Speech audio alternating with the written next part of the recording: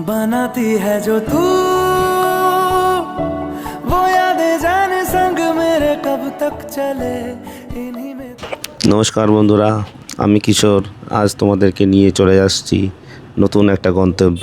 তোমরা যে জায়গাটা দেখেছো, এই জায়গাটা হচ্ছে আমডাঙ্গা রফিপুর। এই জায়গাটা আমিও আগে জানতাম না, আমিও সোশ্যাল মিডিয়াতে দেখেই আমি চিন্তা করলাম যে আমিও যাব, তোমাদেরকে দেখাবো। খুব সুন্দর জায়গা, চলো আর সঙ্গে থাকো, দেখতে থাকো। আমি এখন যে রোড দিয়ে গাড়ি চালিয়ে যাচ্ছি, এই রোডটা হচ্ছে কাকিনাড়া আমডাঙ্গা রোড। এটা মিডিলে শঙ্করপুর পরে, আমরা শঙ্করপুর হয়ে বেরিয়ে এসেছি। এটা কিন্তু সরাসরি কাকিনাড়া থেকে পানপুর হয়ে, Panpur Kalyani highway expressway cross করে সোজা শঙ্করপুর হয়ে আমডাঙ্গা রফিপুরে গিয়ে মিশেছে। আর ওই রফিপুরটাই হচ্ছে এই জায়গা। যারা বারাসাত থেকে যদি কেউ আসতে চাও দেখতে, বারাসাত কৃষ্ণনগর রোড NH-12, এই রোডের উপর দিয়েই পুরো একদম সোজা বারাসাত থেকে কৃষ্ণনগর দিকেই যাবে। ঠিক আছে, এই রোডটা যাওয়ার পরে দেখবে আমডাঙ্গা বিডিও অফিস যখনই ক্রস করবে, বিডিও অফিস ক্রস করার পরেই একটা 3 মাথা মোড় পড়বে, ওটাই হচ্ছে রফিপুর মোড়।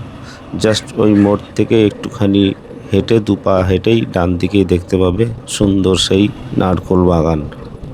কথা বলতে বলতে পৌঁছে গেলাম সেই সুন্দর জায়গায়। চারিপাশটা সুন্দর মাঠ, দেখতে অসাধারণ লাগছে, সত্যি খুব সুন্দর। কিন্তু আশেপাশে তেমন আর কিছু নেই, ওখানেই জাস্ট মাঠ, ওখানেই অল্প সময় কাটাতে পারবে। ঠান্ডা হাওয়া, পরিষ্কার আর সুন্দর প্রকৃতি, এটাই দরকার। আর কিছু তো লাগবে না আমার তো বিশেষ করে আর কিছু লাগবে না। সত্যি খুব সুন্দর। उड़ता ही फिरूं इन हवाओं में कहीं, या मैं झूल जाऊं इन घटाओं में कहीं। एक